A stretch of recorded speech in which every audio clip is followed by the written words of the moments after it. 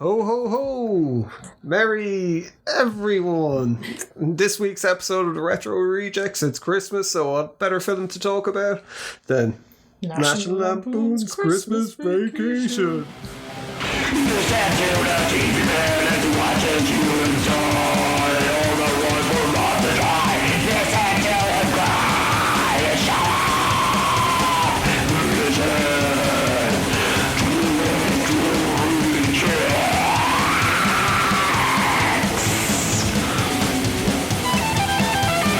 Hello. I mean, happy Christmas. Sorry. Please don't leave. Yes, happy Christmas. Yeah, happy Christmas, everyone. Hope you're all having a great day and great time of the year and whatever. Hopefully the year has been good to you and all of those. And if not, I don't care. You're lovely. I don't care. Just like Chevy Chase. Yes. I'm going to be an asshole in this. Are you? Yeah, well, maybe not to to Chevy Chase's level of assholery, which is something I think we have to kind of talk about as well. But I suppose before we get into the whole Christmas Vacation thing, let's talk about Christmas Vacation. It's, I think for a lot of people, it's the Christmas movie, isn't it? Where I think... I don't know if you still feel the same, but for me, definitely for a long time was like you put that on to get you into the Christmas. Yeah, exactly. Frame of mind, humor, like that and Scrooged. Yeah, Scrooge, really. Yeah, I used to like Scrooge when I was a kid. Yeah, but anyway, yes, no, Christmas Vacation is definitely. It's like you put that on, it's like yes, it is Christmas now. Yeah. And as well, it's probably hard looking back on it. We were talking about Bad Santa last episode, but when Christmas Vacation came out, I think it was very different from other Christmas movies as well, because a lot of them, they were, like we were talking about before, really saccharine. Or, schmaltzy and stuff. Like, this is a lot more irreverent and a lot more comedy orientated, I think. And it was kind of, it's very tame by today's standards, but it was a bit rude at the time. Like, it was that 80s kids movie. Yeah. And as well with people, it was written by John Hughes. And apparently because, like what we're saying, Chevy Chase being a bit of an asshole and used to rub people up the wrong way. Christopher Columbus was meant to direct it, and him and Chevy Chase had a massive falling out beforehand. So John Hughes felt bad about the whole thing, and he offered Chris Columbus another movie to do, which turned out to be Home Alone. Another definitive Christmas film. Yeah, it's, every cloud. Yes, has another cloud. Yes. But two great movies, but they were. I think that's the whole thing as well. It's that John Hughes thing where it's like they're slightly naughty, but they're not really. It's they're like naughty The Simpsons. In the way of yes, I've made a funny joke. Yeah, where kids can appreciate it, and there's like just another layer for the adults, exactly, as well. And as well as Chevy Chase. I don't know, like Chevy Chase. Just always like there's something there because he's an asshole.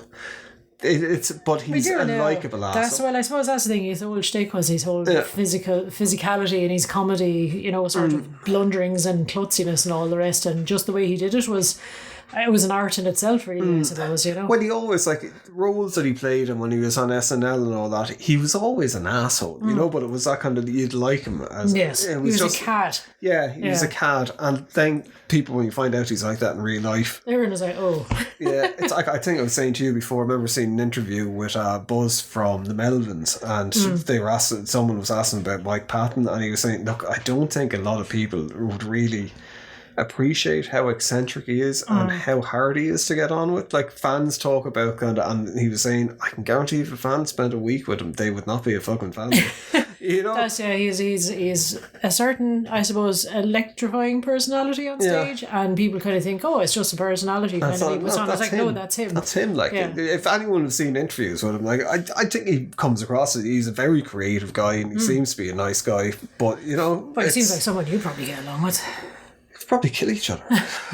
but you know what I mean? It's like people always act surprised when people like this are the way that they are. Yeah, or as much as a character they're playing. Now, the thing on the other side of that, like Marilyn Manson, I always thought Marilyn Manson was probably a really nice guy at heart. And turns out that he was a bit closer to his persona. Yeah, and you kind of go, oh. How disappointing. Yeah, I've been taken in. But yes, back to Happy Christmas. Yeah, not that Chevy Chase ain't like, in the same league as him. Oh, God, no. But it's all the whole thing, I suppose the biggest, the most public and recent thing about Chevy Chase that really blew it all open for people was in Community. Yeah. I can't remember what exactly was going on. I think he was just pissed off waiting around all day and hanging around all day just to shoot one or two scenes, and he was like quite abusive to other cast members who just didn't like. Donald Glover fucking hated him. Yeah. I think Donald Glover ended up leaving as well, didn't he? Yeah, he kind of gave up on the whole Community thing, and that's, I mean, like, I want to, because obviously I wasn't on set and I don't know anything about it, but like, yeah, there's a lot of stories coming out about racist comments or misogynistic comments or just shit-out comments in general, but yeah. Anyway. Yeah, but yeah, putting that aside, I think to a certain point you kind of separate there was other people involved in the movie. Absolutely, and even if he was an asshole, so fucking what? It's a movie. Yes, exactly. You look at it, it's like, I mean, a lot of your favourite people. Like, I mean, you are an asshole. I can appreciate Hitler's paintings as much as the next the next person, and just kind of put it. Look, what he did was awful, but he did some great paintings. Actually, his paintings are terrible. If you've ever seen them, please stop bringing up Hitler. Oh my God. You make that sound as if kind of like, well, we're off air. You're always talking to your do you know who made a good deviled egg? Hitler. It's in Mein Kampf. He's got a recipe for it. Yeah. But yeah, I did a Chevy Chase yes. in your face. Christmas Vacation.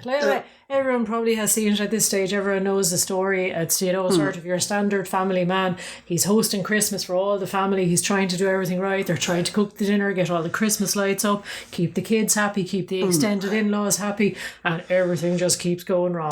Well, I think as well it helps after seeing like Vacation and the European Vacation, because he's a bit fucking unhinged. Yeah, that's the whole thing in those. It's not so much in this, like it happens at points in this, but this one he's more of a goofball that just wants to have a good Christmas. And the other things, he just wants to have a good vacation. Wants to have a good holiday, but he fucking loses a plot. Yeah, a lot more. And this one, it's a lot kind of sweeter. Like there's some proper psychotic moments in the other. Even the whole thing getting to Wally World. Yeah.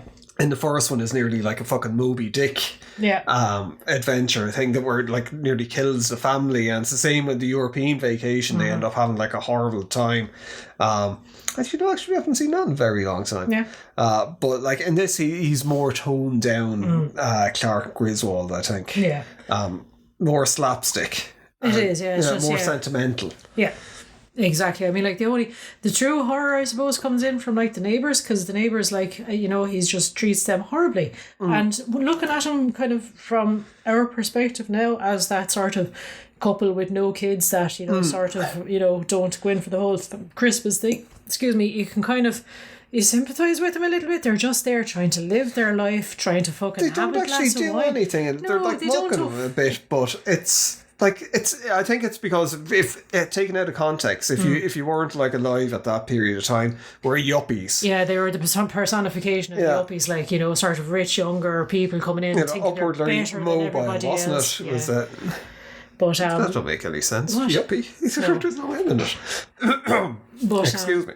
Yes, no, don't. I'm not going to excuse you. But I think it was just because they were the sort of complete opposite to Clark and his big family. It's kind of like he just wanted to have the traditional Christmas for his family, and they were sort of like these. Oh, we'll wear our silver jogging pants, we'll wear jogging, and it's Elaine Bennis. Exactly, from Seinfeld. Yeah. Yes, and.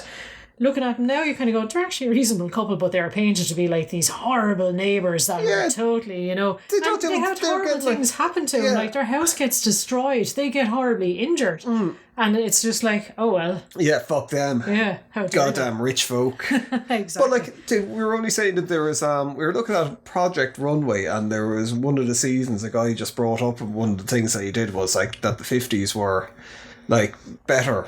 He was just had nostalgia for the 50s, and he was going down the whole thing of like, oh, it's because you could afford to have a lovely house with one wage, and the kids could have holidays and all the rest, and he was trying to go from that thing as opposed to what it is now with like you're struggling on two wages, people can't afford to have kids. And that's like, you look at this with Chevy Chase, like they're meant to be kind of that they don't have much. They're meant to be like an average family, but they're in a fucking mansion, an absolute mansion. Like, I mean, even the whole joke joke of like when he goes to get the Christmas tree to cut it down, it's like 15 foot tall, and they still somehow fit it in their gigantic. But his Christmas bonus is going to get him put a swimming pool into his fucking back garden. Yes, and he's put a deposit of $7,500 or something. Yeah, and he's like, which implies that his bonus is going to be at least double that to pay. But as well, he's saying, I'll pay for the rest of you to fly over here, kind of when I get it built. We can christen the pool kind of thing as well. So now, there's fucking no one nowadays. 25 grand or 30 grand or whatever the hell it was. Try putting a fucking pool in your 1-bedroom apartment in Fallujah.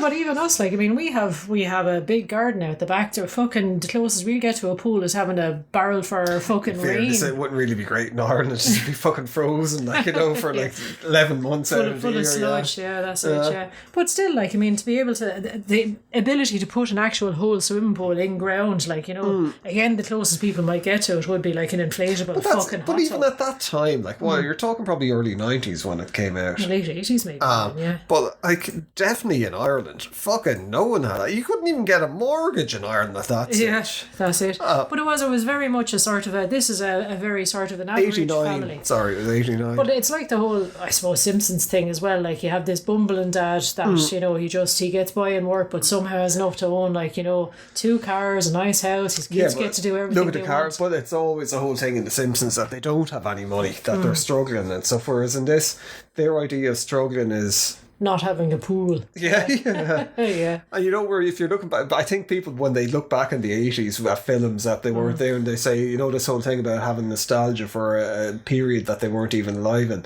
Like, it is easy when you're looking at those. It makes the 80s look great. The 80s were fucking horrible for a lot of people. There was a recession in the 80s. Massive. Big one. That's why a lot of Spielberg's films, you see, like The Goonies, it starts off with people losing their houses or their kind of father's lost his job or whatever. Divorce. There's always something or another kind of bad happening. Yeah, catalyst for sort of the story, and it's always something to do with the economy, really, I suppose, isn't it? Yeah. Where that was more, once the kids kind of slipping into some fantasy to get away from all that shit. Like, even in Poltergeist, where it's like the houses, it's like, of course these are fucking affordable houses because they're built on a fucking burial ground. Yeah, but still though, I mean, as you said, try doing it nowadays either. It's hard. I know things were bad in the 80s. People still could just about scrape by and afford a house in the 80s. Oh, yeah. There's like most of our generation down, it's like home ownership. What's that? A good until you die, basically. And Chevy Chase is to blame for all of it. Yes, exactly. But so I mean, the whole premise, as we said, is just he's trying to do the best Christmas. He's trying to kind of take over his dad's role because he remembers his Christmas has always been great as a kid, and he's like, I'm going to do the house up. It's going to be the best light display ever. We're going to have the best turkey, the biggest tree, and everything just goes horribly wrong because he tries so hard, essentially. And he's got, nicely enough as well, his whole family, he has 2 kids and the wife, and they're long suffering, but all 3 of them actually genuinely love the dad as well. They're not just like, oh God, Dad, you're such a dickhead or anything like that. It's like when things go wrong, it's like, oh Dad, at least you tried. And they're always trying to cheer him up, which is actually, it's a nice portrait of a family as well, where it's not just your stereotypical bumbling dad that's getting savaged by everybody, and like the wife kind of dismisses him and the kids hate him or anything like that, They're all likeable in it. I think probably my favourite, well, I suppose before we went to it's one of the things as well, the people, Johnny Galecki is in it as the son, Rusty. The son, and who went on. Rusty? No, Rusty's the dad. Huh? No. Yeah. Who ended up going on to being, like, he was in Roseanne as... and The Big Bang Theory. And The Big Bang Theory, Apparently, fucking... Martin Scorsese, Leonardo DiCaprio was supposed to be for that role. And then Juliette Lewis. Yeah, the daughter, and played the daughter. She went on to be... And then Elaine Bennis was the neighbour, who also went on to be famous in her own right. Exactly. Yes, and she's going to be probably one of the most famous people in, like, the only movie that Marvel is releasing in 2024 as well. Yeah, so you're saying all right. Yes, indeed.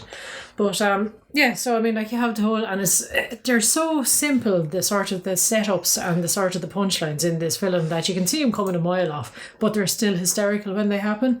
Like, he has the whole thing, he's up on the roof and he's, staple gunning all the Christmas lights to the roof, and he's going to fall off the roof at some stage, or the lights are not going to work, but it's still hysterical when it does happen. It's all very slapstick. Yeah, it is, but in the best kind of possible way. I think we've seen it so many times, it's hard to...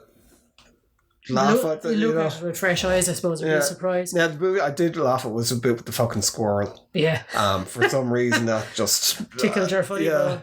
But I mean, even the elderly relatives as well, when they come along, they're all such kind of stereotypical characters as well. They're all like, but they're all hilarious in their own way. Like they're they're getting drunk and they're falling asleep and they're accidentally backing up into like candles and setting their legs on just fire. Thinks that he's a piece of shit anyway, and he has, nothing that he does will ever be good enough. Yeah, exactly. Yeah, and then the uncle Lewis, he's brilliant. Like, and he comes along with the fucking the wig, and it's like the wife with dementia chewing the cigarettes, packing up the cash, and and of course then we have a cousin as well. Cousin Eddie comes along, rocks up in his RV, and he's trying to put out like, he's a big man touring around the country in his RV, but basically it's just his life has gone to shit. He's got no work. He was in the first film as well. Then Randy Quaid, obviously meant to be like Cousin Eddie, who's just he's like an even bigger piece of shit. He's just down and out kind of redneck kind of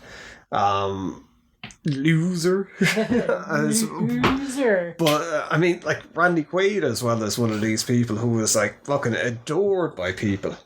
And then even with Independence Day, where he was hello boys, the guy fucking kind of committing suicide to save the world. Yes. He was like the hero of the whole thing. And I could remember, I was looking at it, I was like, maybe he has some like fucking legal troubles over the years, and there was stuff about him and the wife robbing fucking kind of things, and credit card fraud and stuff. I knew nothing of this. They ended up trying to seek asylum in Canada. God. And stuff. So I think he went through a bit of a period of being a bit fucking unhinged. Who doesn't? Yeah, but so what? Like, I mean, he's Cousin Eddie. Yes. It's not as if he was like nonsense around or anything like that. What? I love where your mind goes. Well, I don't love where your mind goes to. Yeah. But that was the thing as well. Like back in the day, it was good to have movie stars and musicians just being a bit fucking unhinged and getting normal, I suppose. They're getting into random normal people trouble. Yeah, but it was the thing because you knew they were going to get away with it because they're famous, and it was like, but they should get away with it because they're famous. You need to have perks, like otherwise, why would it be fucking famous? They're like living. You could live vicariously through these people. Like Rip Torn, when Rip Torn got fucking arrested and his mugshot was out there, and it was just him fucking hammered and a big smile on his face. You kind of go, he's playing his fucking arty. Yeah. It's, these guys where you kind of go, they are who they are. It was like in Reservoir Dogs, your man Lawrence. Oh, God, he played fucking the Joe. Yeah. And he was meant to be he was like, he wasn't acting. He was like that. That's when people were scared of him, and he was like really abusive and like really threatening and stuff, to the point where I think they kind of refused it. People were like scared of him on set. And Lawrence Tierney. But nowadays, well, you don't get to hear about it nowadays. Yeah, the difference, I suppose. But even if you did, people would be like, "Oh God, they're," like the last big one, I suppose, was like fucking Meltdown with Kanye West. Now, guarantee that did seem to be like, that wasn't something that you'd say, "Oh God, I'd love to," because it was quite obviously the guy was having a fucking mental health crisis there. But you don't really hear so much about, or if people do, they get fired from fucking things. So they're instantly cancelled or whatever. Now guaranteed for some, like the whole thing, like what we're seeing with the Avengers, Marvel at the moment, with Jonathan Majors. You're probably not familiar with this. No. The whole thing that they're setting up for the new Avengers thing is like the main villain is this Kang guy, right? And he's like, there's millions of versions of him in multiverses and stuff. But your man Jonathan Majors, who's playing all these different characters, has been in all these movies. He's in court at the moment for spousal abuse and stuff. And so I think Marvel, because it's their way. Remember, they fired James Gunn over a fucking tweet, and then they got it back quick enough. Where it's like fucking. That's where I thought DC were fairly on the money there, where it's like, so what if he fucking said this shit? The guy's fucking great. Hire him, we'll hire him. Fuck you, and he went over and he's running DC now. DC movies. And Peacemaker was fucking great. He's version of Suicide Squad.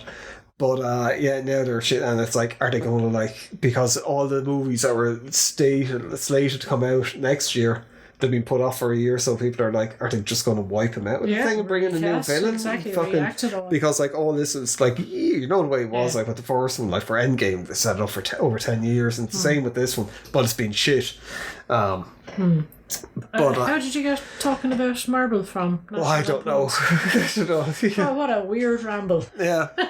But anyway, back to Christmas Mr. Face. Yeah. What? Chevy Chase in your face, Mr. Face. All right. You weirdo. Yes. Well, what's your favourite bit out of the movie?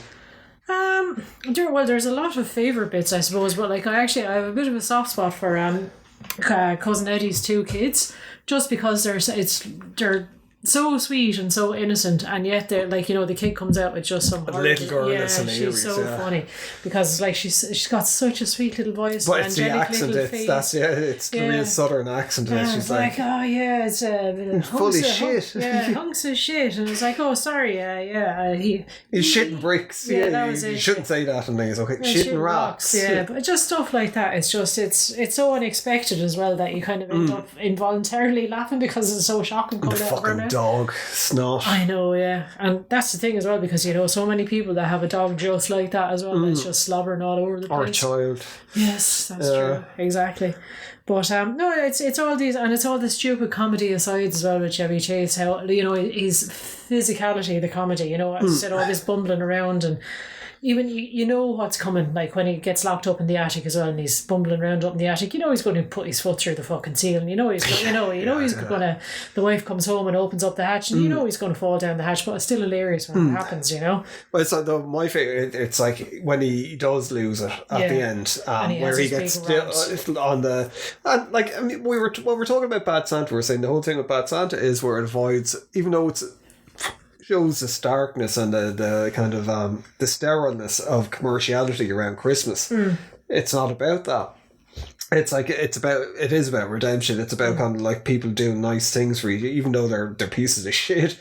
But like in it is all very commercial. It's all about like buying stuff, presents, having the big turkey, having the big tree, buying the swimming pool. Like that's what Christmas is all about. It is, keeping up appearances with the neighbours, because he wants to have the best house on the whole block, and the RV parked up outside, and they're kind of like, oh god, it's bringing down the tone of the neighbourhood, kind of a thing. So it's very 80s and that kind of thing. It's selling capitalism and consumerism, just like that goddamn Michael J. Fox in Back to the Future with his Snickers and DeLoreans. Yes, and his plutonium. Or was it uranium? Uranium.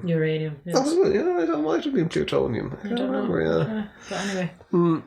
But and it is, again, it's so slapstick as well, like when he is doing sort of the Christmas lights and stuff like that, when they come on, when they don't come on, when they come on, they don't come on, and you're just waiting again, and when he snaps, and it's like he fucking kicks the shit out of the reindeers. It's the thing that throughout all the movies as well, it's like he sees himself as being he's a terrible father, really, and he kind of has a bit of contempt for his kids, and he's nearly like I think they described it best for Flight of the Conchords with Murray, whereas like Murray was like a 5-year-old in charge of a couple of 4-year-olds. Yeah. And he's nearly like that with his kids, where he's like got the mentality of they're nearly minding him, like But like even the whole thing where he gets like the big ball of lights, a normal father would be like, oh, I don't tangle that, but I suppose it's the 80s dad where it's like, here you fucking do this shit. You do the horrible jobs, exactly, throws it at the child and fucking pegs him on the head. And as well, he's a bit like in the other movie, he's always like perving on other women, and like having fantasies about and it's just like. It's just, I know, it's weirdly acceptable, like, and it is the whole thing, like, sort of, he's proper ogling and proper sort of almost sleazing over, like, the woman that's selling fucking lingerie or whatever it is, like, when he goes to buy something for the wife, and he's all like, kind of, flirty. And then having the fantasy about her at the shows up, and, pool, exactly, and it's like, never mind. It's just fantasizing other over much younger women who could be, young enough to be his daughter, kind of a thing. But it's like, it's hilarious. In that 80s kind of way. Yeah. But that goes to show probably John Hughes' whole kind of thing, because what was that? There's a lot of women getting out of swimming pools, all right. Let's not go down trains, planes, and automobiles. Yes. With John Candy getting out of washing that his swimming pool. underwear. Yeah.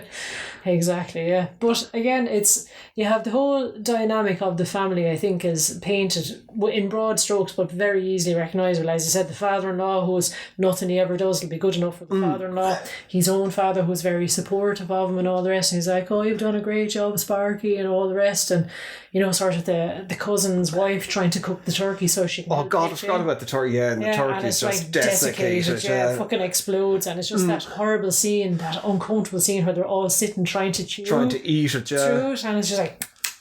Yeah. It's just so cringy. But we've had stuff like well, it has happened. Like I've fucking destroyed food on numerous occasions. And people politely try to continue eating the absolute fucking burned shit that you've had to serve up because there's no other food in the house. Yeah, that's the only thing you have in for the day. Yeah, or my mother, she was well known for that burn. She used to comment. She used to say caramelized. I didn't burn it. I caramelized it. I was like, I think it's carbonized. But I got the taste for it then. Like for a long time, I just love things burnt to a crisp. To my utter chagrin, I fucking hate burnt. It's like it's not ice cream unless it's crispy. I know, yeah.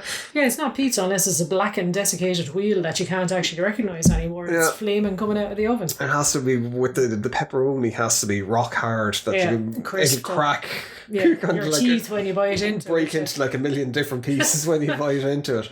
Yeah, it's kind of like the end of Demolition Man or something, yeah. Oh, yeah. Oh, you ruined it for me. I've never seen that movie. Well, it's a pizza explodes in someone's mouth. Oh, you should do that movie at some stage. Yeah, a pizza exploding in someone's mouth? Yeah. Cool. That'd be Pizza the Hut out of... Spaceballs. Yeah. Oh, when the other guy was eating them, and he's like, "You're delicious, Pizza the Hut." I was like, "Oh God!" I think I might have been eating. Remember, there was like mini pizzas you could get when we were young, and I think I was eating one of those at the time when that came up, and I was like, "Fucking." Didn't put you off pizza at all. It did. Well, it put me off the mini pizzas for a long time. And the fly, I was eating steak. Oh no, when he vomited on his arm. What was he eating when I was looking at all these? I know, why are you eating steak? Especially, that's not something that you sit on a sofa. I'll just have my snack of fucking steak here. No, I was at the table. See, we had a telly in the kitchen as well. He used to put films on because I remember my father getting sick because I put Evil Dead on. Oh, yeah. I was looking at it before dinner, and he came in and he had rice pudding or something. No, it was mashed potatoes and milk and tripe and peas. It was fucking like Anyway, but then when they all started exploding at the end of it, it looked an awful lot like what he was eating. He was like, traumatized. Poor father, my God. Yes. But desiccated turkey. But it is, I don't know. So we're going to keep this short because it's Christmas. Yes. Christmas Day. Everyone is anxious to get off and other things to be doing. Yeah, play with their new toys and eat all their chocolates and set fire to their Christmas trees. Yeah, well, that was the whole thing as well, actually. Speaking of toys, where like Eddie and the thing where they have absolutely no money and they're after drifting in, and so like the Griswolds are going to like buy him presents and stuff, but it's not as outright like, say, in Gremlins where they're like, oh, Santa, my dad died up the fucking chimney, and it was when we only got the smell of him a couple of days later, and that's when I stopped believing in Santa Claus. But yeah, I mean, if you were a kid watching this film, you would pick up on some subtle hints that, people who buy your presents are actually your parents and it's not Santa at all. But Santa's at the start of it, and there is a whole thing Santa become. But yeah, it's... Because the two kids are kind of like, oh well, Santa didn't come to our house last year, and he doesn't know where we are, and we don't get any presents. And it's like, well, that's because your dad is poor. Yeah, but like I suppose it would have been old enough when it came out anyway to it would have been past the Santa. See, this is terrible. There's no fucking child listening to this podcast. And there shouldn't be. Part of me is kind of going, I shouldn't be saying nothing about Santa just in case. Just in case there's some 4-year-old that's like, do you know what I'd like to listen to? A podcast from two Irish idiots. Yeah, about like National Lampoons Christmas Vacation. Yes, yeah. Well, if there is a 4-year-old out there listening, hi, Santa's real. Yeah, he is, yeah. Thank you for listening. But there's always that part of me. I don't know why, where it's like, you don't want to... I know, even in work, like when I'm talking to other grown adults, I actually refer to Santa Claus as a real person. Like, I'm not like, oh, did you get all your Santa presents? I'm like, oh, are the Santa presents all? You know, it's like you will talk like that in case there's a child within earshot in an adult workplace. I don't know why. But yet we like going around to places like Lourdes where there's people like hoping for miracles secured. There is no God. There is no God. You're going to die from that flesh-eating bacteria that you got from fucking going into the water at Lourdes. A disclaimer, we have never done that because we've never visited Lourdes. I did. Did you now? Yeah. When? Before we met. Alright, okay. Yeah, fair enough. But, Christmas vacation. Yes. I don't know, there's not much to say, but I find it hard to kind of... I do find it's hilarious how easily everything is resolved because, like, Cousin Eddie goes off and he kidnaps Clark's boss. I think everything is... Who's also the guy from Wayne's World. The guy, Noah's record Arcade. mogul or whatever, yeah. What? No, he owns Noah's Arcade. Oh, yeah. Sorry, yeah. But, he's kidnapped. He's after being forcibly taken out of his house. He's after being tied up in a stranger's house. Somebody has ranted at him. And he's gone, do you know what? I've seen the error of my ways. I shouldn't have Yeah, you're right. Thanks for calling me on that. That was real. Yeah, exactly. The whole, the cops did swarm the house, which is fair enough, but like they would have swarmed the house and they would have shot everyone. They would have shot everyone, and then they would have made it look like fucking kind of like a mass suicide. Yeah, or there's no way that would have been like, no, drop all charges and we'll just have a nice Christmas holiday together. It's like, no, bring this man to jail. He has kidnapped another person. Like, it's shocking. But it's just in the spirit of Christmas. But the wife was very calm about it as well. She was ringing the police going, oh, my husband's being kidnapped. But even when they found him, she went in and she's like, oh, there you are, oh, you're safe. And he explains what is over and she's like, I told you shouldn't be cutting those Christmas bonuses. And it's kind of like, she doesn't say like, but this is an insane thing to kidnap someone over. Why would you do that? Like, oh my God, my poor husband, I was so worried for your safety. And where did he get the boat put on? Yes, I know. And that they're all saying it's like a Rodney Dangerfield. It is. Yeah, exactly. And they're all dancing around at the end of it. Actually, it's a fucking shit movie. Not realistic at all. Yeah, exactly. I thought it'd be up there with Band of Brothers. Indeed. But no, it's just one of those stupid feel-good films that you can sit back, you can laugh, you get the Christmas spirit, everything comes right. It's just tradition now, isn't it? It is, I mean, Christ, we've probably seen it at least 30 times. Yeah.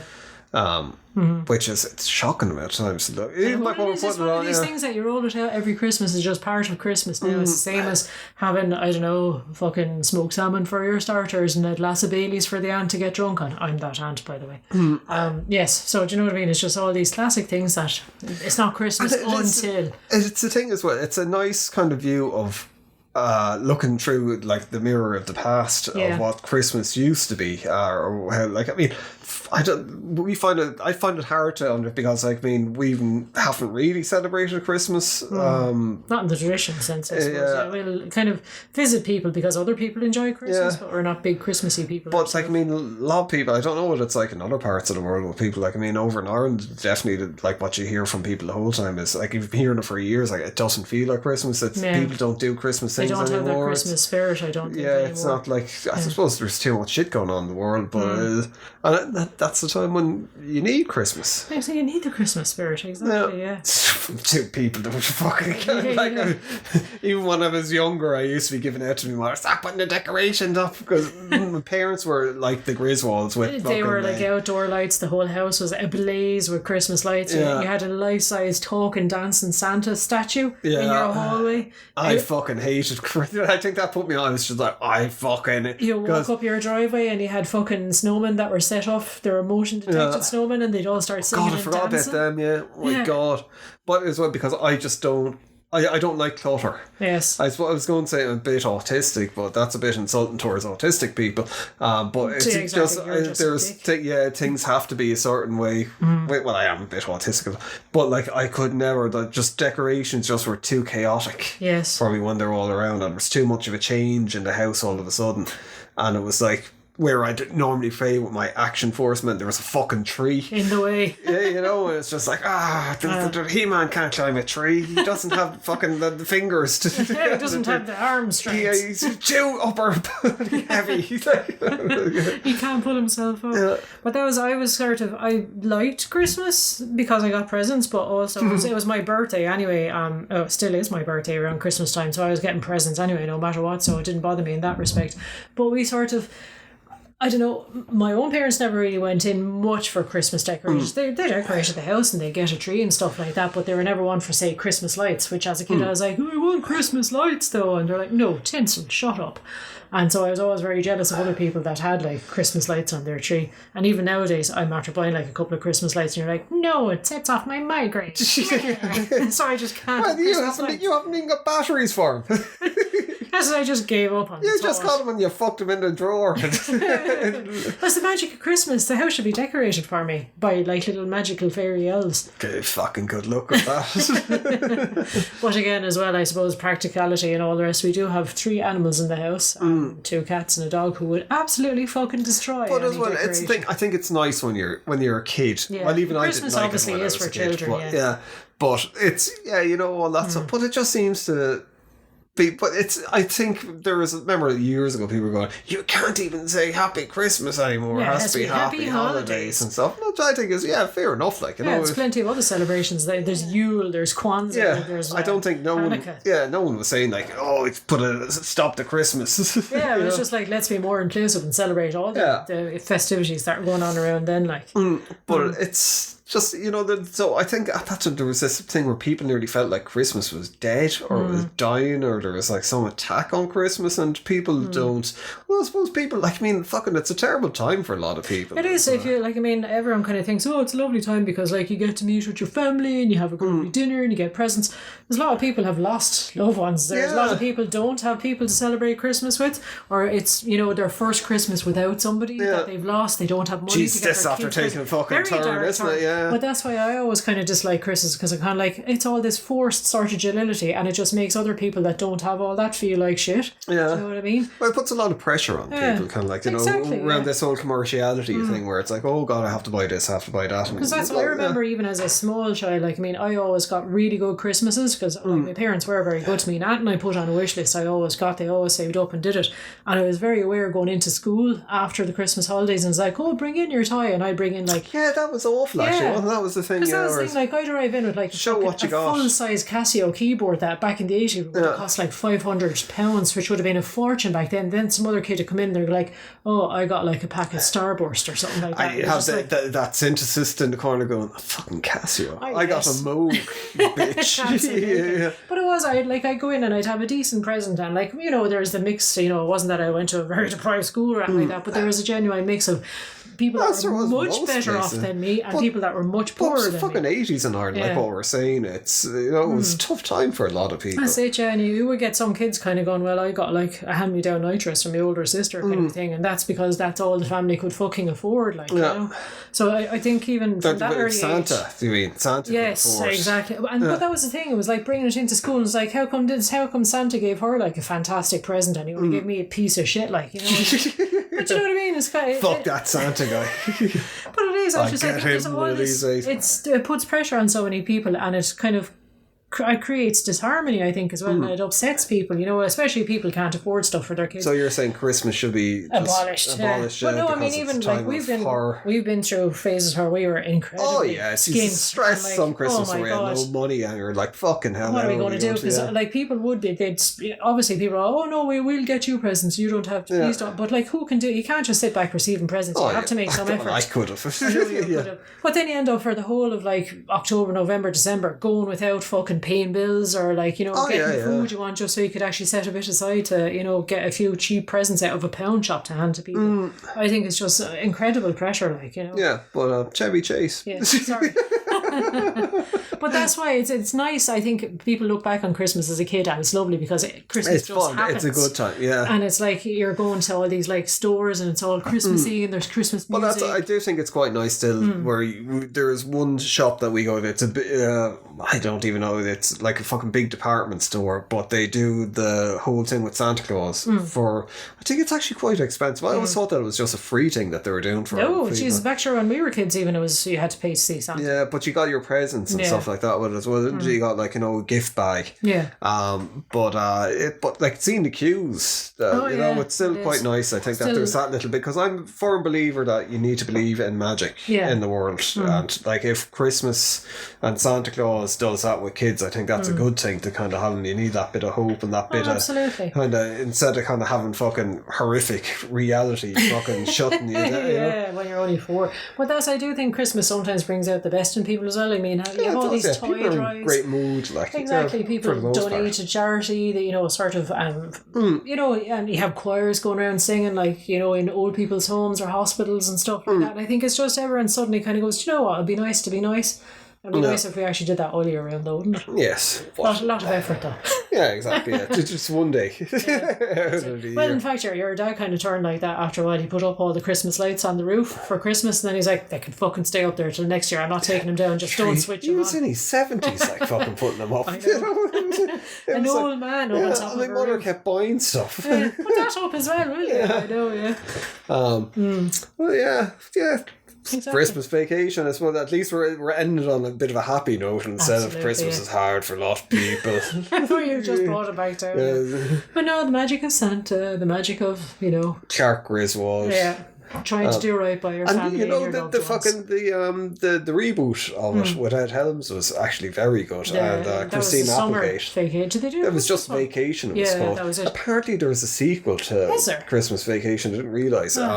And it follows Randy Quaid and his family. I'd imagine it's awful because we saw that there was Vegas Vacation which came out years later. I remember pirating it because I couldn't find it fucking anywhere. Copy of it. And it was just awful. But the Ed Helms version, that was actually surprisingly funny. Yeah, because we went into it kind of going, it's not Christmas Vacation or it's not Vacation without Chevy Chase, and this was hysterical. It was fucking brilliant. It was better than any of the old ones. Far, far better than any of them. There's some mad shit. I think the people that wrote that are actually the people that wrote the new Spider-Man movies. All right. There was an awful their rental car was just the wackiest shit ever. And I just, oh my god, and driving backwards and frontwards. It's just so funny, I'm surprised that they haven't done any follow-ups. And it was getting back to the old sort of the kind of the comedy of Airplane and the old National Lampoons. There was just nuts fucking shit, even with them swimming in shit and stuff. There was just but they're just likable kind of characters, and I thought it's how you do a reboot. Where it's a sequel basically. It's Clark Griswold. It's Rusty growing up. Yeah. And he's trying to do the same for his family that his dad doing for him. Let's bring them all to Wally World. Yeah, and there's always been stuff about apparently there was meant to be a Naked Gun reboot, and Ed Helms was meant to play Frank Drebin in it. And it was after seeing Vacant, because at first it was because fucking Andy is not meant to be a likeable character in the office. Yeah, that's it. Ed Helms, he was hilarious in The Hangover, and then he went into The Office, and I think everyone kind of he was in The Office when he did The Hangover at the same time. But I think everyone kind of associated him as being Andy in The Office. Because Andy was just so, and when they tried to make Andy likeable, he just became more unlikable. Yeah. Whereas they finished it off good, I think, by having it as kind of no, look, this guy he was a piece of shit when he started, and he's still a piece of shit. But there was some redeeming quality to him where he learned when he lost everything. Yeah. He kind of became a somewhat decent person. But after seeing the Vacation things, I was he would make an excellent Frank Drebin. I wouldn't mind seeing that now, I have to say. But yes, go off and watch Christmas Vacation. Yeah, I don't. Get in the Christmas spirit. Go and staple 25,000 light bulbs to your roof. Yeah. Make sure you've got a wooden shingle roof rather than slate. We did, and cracked everything. That's what I was explaining that to you. You were and I was you can't do it. I fucking knew. That's what, But yes, look, have a happy Christmas, everyone. Yes. And we're going to have a very good New Year this year. It's going to be different from 2020. I know it does feel a bit like that, doesn't it? Yeah. We've missed a few years there, but fucking 4 years. Jesus. Yes. God. But yes, Anyway. have a happy New Year, and we'll be back. I don't know what that was. Happy New Year. Yeah, we'll be back next week with probably Martyrs or something like that. To ring in the new year. Yeah, Brilliant. so until then, Yeah. bye.